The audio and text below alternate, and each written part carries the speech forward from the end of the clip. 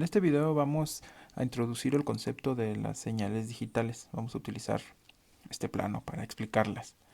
Tenemos en el eje horizontal el tiempo y en el eje vertical vamos a tener un voltaje, que es la amplitud de las señales. ¿Sí? Nosotros vemos esta figura, que es un impulso. Tiene dos niveles de voltaje.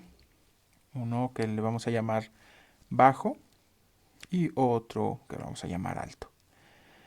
Entonces, a lo largo, conforme va pasando el tiempo, el voltaje pasa de un nivel bajo a un nivel alto y luego regresa a su nivel bajo. Eso es un impulso.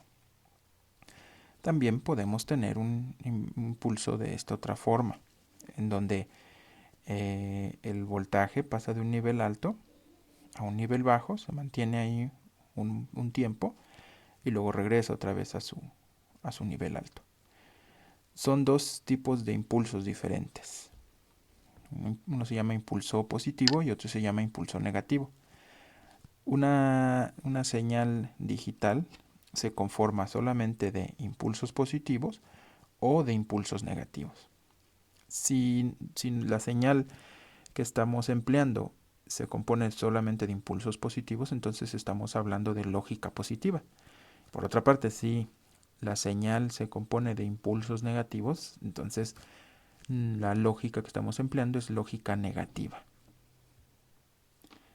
Los impulsos tienen estas partes, son los flancos, ¿sí? Que son los lados del impulso. Tenemos en el impulso positivo, a la izquierda tenemos el flanco de subida, porque se llama así porque el voltaje está subiendo. ¿Sí? A la derecha tenemos el flanco de bajada, que es donde el voltaje baja hacia su nivel bajo, ¿sí? Hacia su nivel normalmente bajo. En el impulso negativo tenemos también los flancos de subida y de bajada, pero están en los lados opuestos. En la izquierda, a diferencia del impulso positivo, ¿sí? Tenemos el flanco de bajada. En el impulso positivo tenemos el de subida. Y a la derecha, en el impulso negativo, tenemos el flanco de subida, ¿no? O sea, aquí simplemente los flancos, si se bajado de subida, se refiere a si el voltaje va subiendo o bajando. Y el ancho del impulso es, es un tiempo.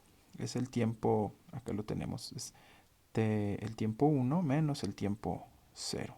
O sea, el tiempo en el que el voltaje va hacia abajo, ¿sí? Menos el tiempo en el que el voltaje va de subida, en el caso del impulso positivo, ¿no? Este es el ancho del impulso.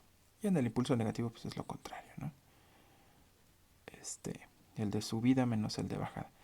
Estos impulsos son ideales. Un impulso realmente se vería un poco más parecido a esto, aunque también es bastante ideal este otro impulso. Tenemos también aquí los niveles bajo y alto, ¿sí? Pero a diferencia de estos impulsos en donde la subida no requiere de ningún tiempo, o sea, en T0, por ejemplo, que es la parte en donde está subiendo el voltaje, está en el mismo momento está en el nivel bajo y en el nivel alto, ¿no? Eso es, pues es imposible. En un impulso real, ¿sí? Para subir necesita un tiempo, aquí está, ¿no? O sea, conforme va pasando el tiempo, este, el voltaje se va incrementando, ¿sí?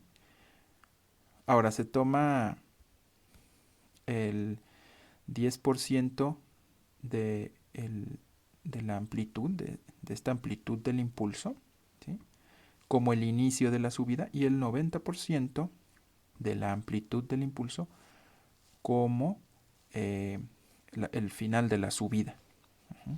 Ahora, la amplitud del impulso es el voltaje alto menos el voltaje bajo. O sea, vamos a suponer que nosotros tenemos un voltaje alto de 10 volts y el voltaje bajo sean 0 volts. Entonces la amplitud van a ser 10 volts. ¿Sí? Y el inicio de la subida lo vamos a tomar al 10% de esos 10 volts. O sea, cuando tenga un volt, cuando estemos midiendo un volt. Ahí comenzamos el cronómetro, comenzamos a contar y hasta que lleguemos al 90% de los 10 volts, o sea, hasta que lleguemos a los no, a 9 volts, ¿sí? Entonces, de 1 a 9 volts, ese es lo que toma en llegar de 1 a 9 volts, es el tiempo de subida, ¿sí?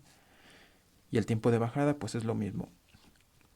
Entre el 10 y el 90% del voltaje, de la amplitud, eh, se considera lineal, prácticamente es una línea. Pero antes del 10% y después del 10% pues hay ruido y hay eh, un voltaje, toma una forma que aquí no la podemos ver porque también es bastante ideal esta figura del impulso, ¿sí? Toman una forma que no se puede predecir muy bien, ¿no? Y también puede incluso haber ruido.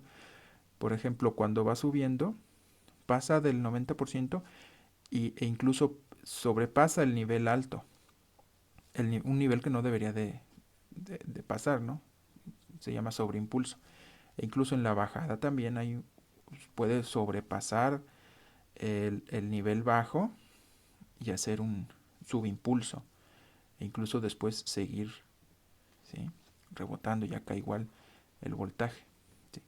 Entonces, para evitar esto se toma de entre el 10 y el 90% como el tiempo de subida. Ahora, el ancho del impulso también podemos tener problemas para definir el ancho del impulso, porque en un impulso ideal, este, en un impulso cuadrado, es sencillo, es simplemente un flanco, el tiempo en el que está en un flanco menos el tiempo en el que está en el otro flanco.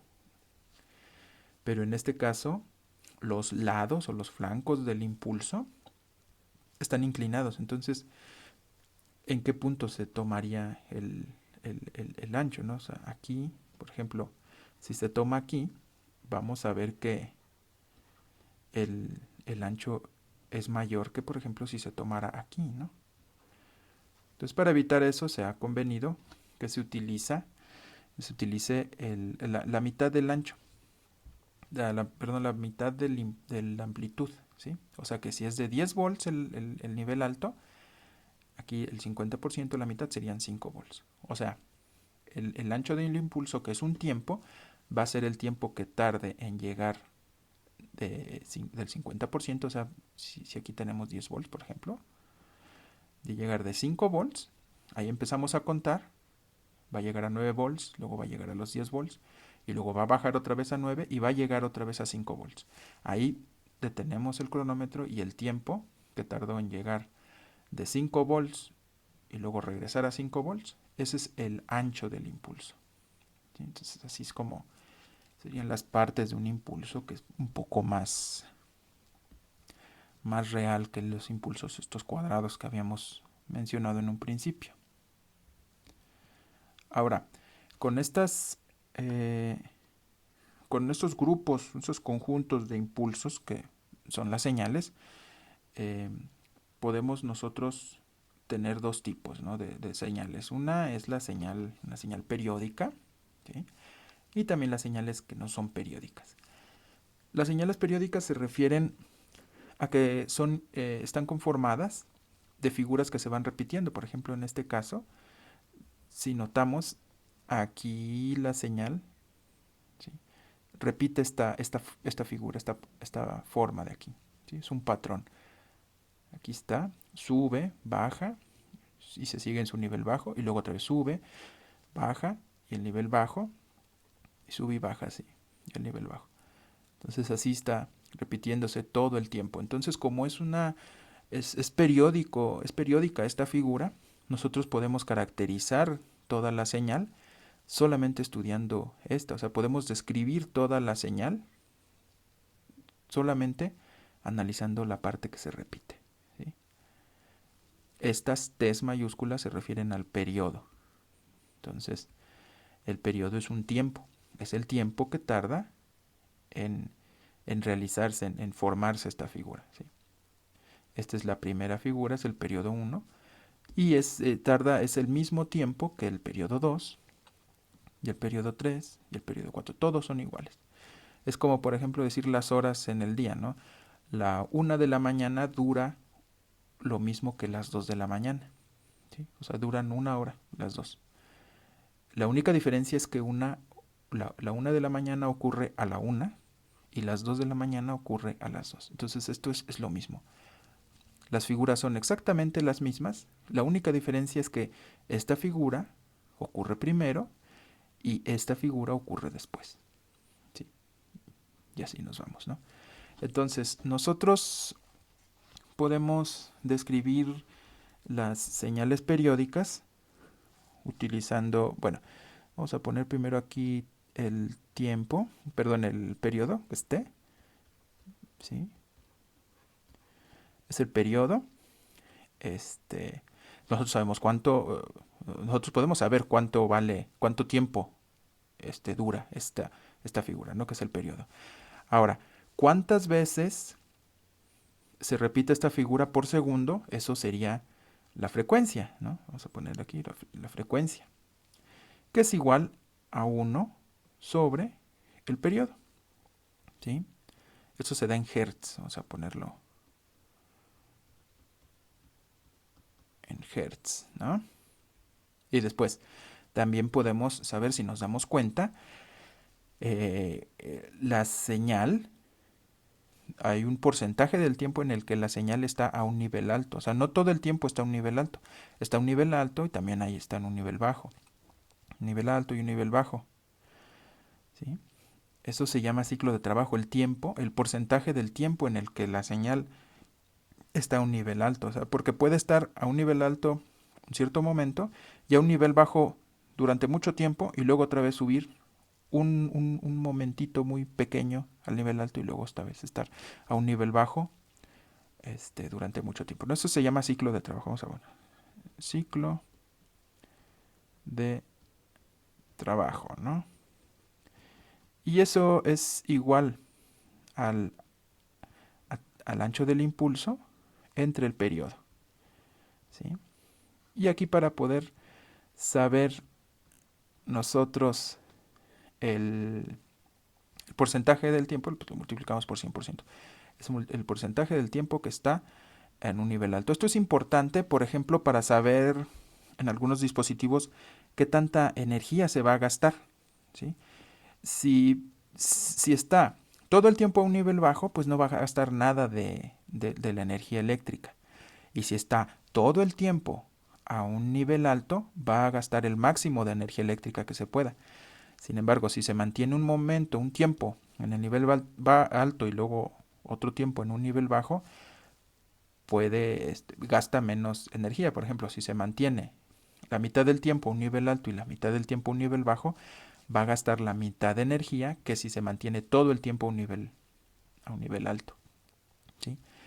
Y así, o sea, puede estar un 20% a un nivel alto, ¿sí? Y el 80% restante a un nivel bajo, ¿sí? Eso es el ciclo de trabajo. ¿Qué tanto tiempo está a un nivel alto? Luego tenemos las señales no periódicas, ¿sí? Pues como su nombre lo indica, no tienen este patrón que se está repitiendo una y otra vez. Estas señales simplemente son impredecibles, ¿sí? Pueden estar a un nivel alto, después un nivel bajo, una cierta cantidad de tiempo y luego un nivel alto y así, ¿no? Este, en en los sistemas digitales, un nivel alto en la lógica positiva lo vamos a tomar como unos, ¿sí? Del sistema binario, y los niveles bajos como ceros, ¿sí? Y aquí en la señal no periódica es lo mismo, ¿no? Un nivel alto son 1 y los niveles bajos son ceros, ¿no? Aquí, por ejemplo, tenemos un problema. No sabemos aquí si hay un cero o si hay dos ceros o si hay tres ceros. No sabemos cuántos ceros haya, ¿no?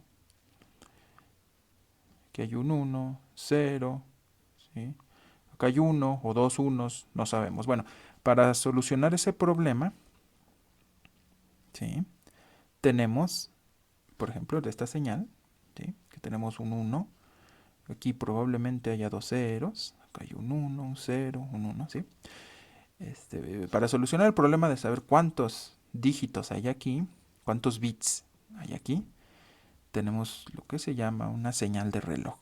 Una señal de reloj es una señal periódica, ¿sí? La cual conocemos todo de esa señal de reloj, conocemos su frecuencia, conocemos el periodo, ¿sí? Y cada periodo es un bit, ¿sí? O sea, vamos aquí a ponerlo de esta manera, ¿no? Aquí tenemos todos los periodos. Un periodo, otro periodo, otro periodo. Si ven, todas estas figuras de colores son iguales. Nada más tienen diferente color para que las podamos identificar, ¿sí? Cada uno de estos es un periodo y cada periodo, lo que dura el periodo, es lo que dura un bit. Entonces, un dispositivo electrónico tiene una señal de reloj para saber en dónde empieza y dónde termina un bit, ¿sí? Sí, tiene una señal de reloj y tiene una señal, la señal que nos interesa, ¿no? La señal que nos está dando información. Entonces vamos a ver cómo los identificamos, ¿no? Por ejemplo, aquí empieza la parte periódica, ¿sí? Y es donde empieza aquí donde empieza el bit. Aquí termina la señal periódica y aquí termina el bit. Entonces, aquí tenemos 1, 1, ¿sí? Ahora, aquí comienza la parte periódica y aquí termina la parte periódica. Entonces aquí, de aquí a acá, tenemos otro bit. Entonces aquí tenemos un 0. Y aquí lo mismo, ¿no? Aquí comienza la parte periódica y aquí termina la parte periódica, entonces aquí tenemos otro 0, ¿sí? Esta parte que no sabíamos si era un 0, dos ceros o tres ceros, podemos ya saber cuántos ceros hay, cuántos bits hay, gracias a nuestra señal de reloj, ¿sí? Aquí tenemos un 1, un 0 y un 1. Entonces para eso nosotros necesitamos la señal de reloj. Y no nada más la señal de reloj, sino toda la información acerca de esta señal, periodo y frecuencia. Ahora aquí tenemos un ejercicio. No, es un ejercicio con una pregunta muy sencilla. ¿Cuál es el tiempo necesario para transmitir los bits de la señal? Y esta es la señal. ¿Y cuáles son los bits? Pues son todos estos, ¿no? Primero necesitamos identificar eh, cuáles son los bits, ¿no? Para eso tenemos esta señal de reloj. Vamos a ponerlo acá, ya sin el enunciado, para tener un poco más espacio. Y vamos a señalar cada uno de los bits. Tenemos nosotros la parte periódica, que es esta, ¿sí? Esta de aquí así, ¿sí? La parte periódica, vamos a dibujarla aquí sobre esto, ¿sí? Entonces aquí tenemos nosotros que hay un bit, es un 1, un 1, ¿sí? Acá tenemos un 0, 0, hay un 1, 0, 1, 0 y 1. Entonces, ¿cuántos bits hay? 1, 2, 3, 4, 5, 6, 7, 8. O lo que es lo mismo un byte, ¿no? Son 8 bits. Vamos a ver cuánto tiempo requerimos para que se transmitan estos 8 bits. Y tenemos que nuestra señal de reloj son 100 kilohertz. Que significa que que se va a repetir este patrón, ¿sí? La parte periódica de la señal de reloj va a ocurrir 100.000 veces, ¿sí? En un segundo, que es lo que significa hertz por segundo, ¿sí? 100.000 veces esto en un segundo. Al saber que esto va a ocurrir 100.000 veces en un segundo, podemos saber en cuánto tiempo va a ocurrir esto. El tiempo que tarda en formar esta figura es el tiempo que dura un bit, ¿sí? Entonces hay que recordar que esta figura, el tiempo que tarda en formarse esta figura se llama periodo, ¿no? Es una T. Y el periodo es igual a 1 entre la frecuencia, ¿sí? Entonces, el periodo es igual a 1 entre la frecuencia. La frecuencia son 100.000 Hz, 100 kilohertz. 100 kilohertz, ¿sí? 1 entre 100.000 es igual a 0.00001 segundos, ¿sí? Que es lo mismo ya vamos a ponerlo en notación científica, 10 por 10 a la menos 6 segundos, ¿no? Y por 10 a la menos 6 son microsegundos, son 10 microsegundos. ¿Sí? Este es el periodo. ¿Sí? Ese es el tiempo para que se cree esta figura de acá, que es lo mismo que es el tiempo para que se forme un bit. Entonces, si esto es el tiempo para que se forme un bit, entonces para que se formen 8, 1, 2, 3, 4, 5, 6, 7 y 8. Van a ser 8 veces esto.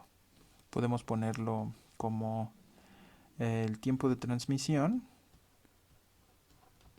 Tiempo de transmisión es de 80 microsegundos, ¿no? Ahora, podemos transmitirlo más rápido, porque esto es una sola línea. Vamos a suponer es un solo cable por el cual se está transmitiendo la señal, ¿sí? Tiene que ir un bit por un bit. Pero si aventamos todos los bits en una sola, al mismo tiempo, los 8 bits podemos hacerlo en 10 microsegundos. Los 8 bits podemos mandarlos en 10 microsegundos si mandamos todos al mismo tiempo. O sea, esto es algo así. Nosotros vamos a mandar de algún dispositivo, vamos a mandar a otro dispositivo los 8 bits, ¿no? Aquí teníamos es un 1, un 0, 0, 1, 0, 1, 0, 1. Aquí está la señal que teníamos arriba, ¿sí? Acá la tenemos, esta misma señal aquí, ¿no? ¿Sí? Entonces, esta forma de enviarlo, donde enviamos por por varias líneas, se llama enviarse en paralelo. ¿Sí? Una transmisión en paralelo es esta. ¿Sí? Es algo similar a esto, ¿no? Nosotros aquí tenemos los waffles que se están enviando de uno por uno en esta banda de acá, ¿sí? De uno por uno, ¿sí? Pero en la banda de acá abajo tenemos que se están enviando de 3 en 3. ¿Sí? Obviamente, si la banda corre a la misma velocidad, la velocidad a la que se están recibiendo los waffles en la banda de abajo es mayor, es 3 veces mayor que esta. En línea, los bits van de uno por uno y en paralelo, los bits van en varias líneas. En este caso, van de 8 en 8, pero puede irse en 16 en 16, o puede ir, es una cantidad mayor, ¿no? Siempre y cuando sean mayores a uno por uno, ya se considera que es en paralelo. Ahora tenemos este otro problema muy sencillo, en donde nos piden determinar el periodo, la frecuencia y el ciclo de trabajo de la siguiente señal periódica, ¿sí? Es importante porque si no fuera periódica, no podríamos determinar ni el periodo, ni la frecuencia, ni el ciclo de trabajo, ¿sí? Bueno, entonces, primero el periodo. ¿Cómo vamos a saber? Aquí vemos que tenemos una línea de tiempo y que el tiempo está en milisegundos. Uh-huh. Entonces, la parte que se va a repetir, vamos a dibujarla, ¿sí? Es esta y hasta acá, ¿no? A partir de aquí va a ser lo mismo. Esta línea grande que está aquí, del nivel bajo, ¿sí? Va a continuar hacia allá, ¿no? ¿Cuánto va a durar toda esta parte periódica? Va a durar desde 0 hasta 10 milisegundos, ¿sí? Entonces vamos a poner que el periodo ya lo sabemos. El periodo ya lo sabemos es de 10 milisegundos, ¿no? Ahora la frecuencia. La frecuencia nosotros sabemos que es 1 entre el periodo. O sea, eso va a ser igual a 1 entre 10 milisegundos. 1 entre 10 milisegundos, milisegundos es mili es por 10 a la menos 3, ¿no? Entonces, 1 entre 10 por 10 a la menos 3 son 100, ¿no? Y las unidades son hertz, 1 entre segundo, hertz, ¿sí? De ahí nos falta determinar el ciclo de trabajo. El ciclo de trabajo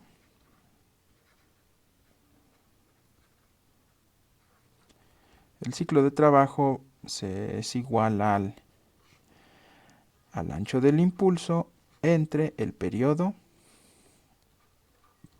por el 100% para poder determinar el porcentaje del tiempo en el que está a un nivel alto. Entonces, esto es igual, el ancho del impulso, ¿cuál va a ser? Este de aquí, ¿no? Este. O sea, de 0 a 1. Va a ser 1 milisegundo.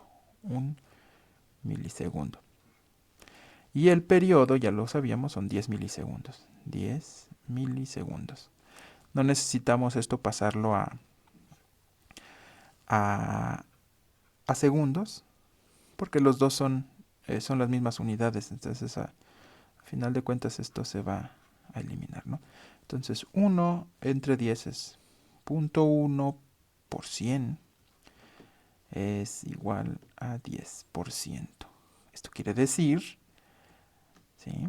Esto quiere decir que el 10% del tiempo la señal está a un nivel alto, ¿sí? Está aquí arriba. Si se fijan, el 10% del tiempo está aquí arriba y el 90% del tiempo está abajo, en un nivel bajo. Y bueno, así queda este sencillo ejemplo. Y hasta aquí este video, esperando que hayamos adquirido un conocimiento introductorio del concepto de las señales digitales.